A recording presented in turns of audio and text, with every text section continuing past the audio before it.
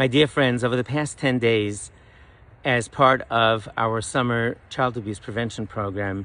I conducted several Zoom interviews, Instagram Lives, and one podcast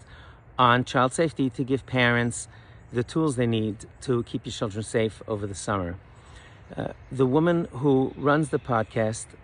bundled my child safety talk, which I assumed was going to run as a solo, along with a lengthy discussion she had on LGBTQ issues that were very incongruent with the way I feel, both in terms of content and the method of delivering those messages. If I had known that this was the case, I certainly would not have appeared on that podcast. Nonetheless, it's my name on it, and I own it completely. I take full responsibility, and I deeply apologize to anyone who was offended by the fact that my name being on it would imply an endorsement of sorts. The woman who ran the podcast, after we discussed the issue, invited me on to a second podcast, saying that she would be interested in hearing my view on things as well. And I'm an educator at heart, and I believe that it's important to discuss things not only with people you agree with, but sometimes especially with people you don't see eye to eye on. I thought it was an opportunity to share my views with a circle of people that generally I am not in contact with. The context also is that as someone who's worked on child abuse prevention over the past 2 decades, much of that time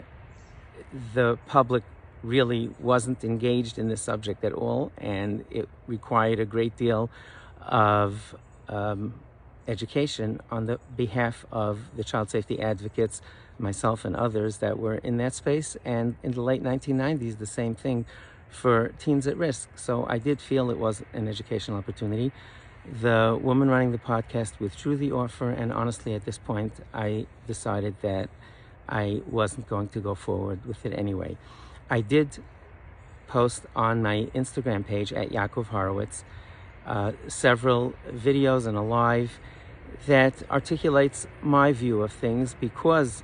I thought it was important that I put that out in the public domain, and I encourage you to go have a look at Yaakov Horowitz on Instagram. I think that with the exponential growth of social media, which for many of us is still some sort of an experiment, we really need to be mindful about keeping our children protected from the discussions that we have about very important communal issues, which our large, diverse community has very different opinions on. The bottom line is we should, as adults,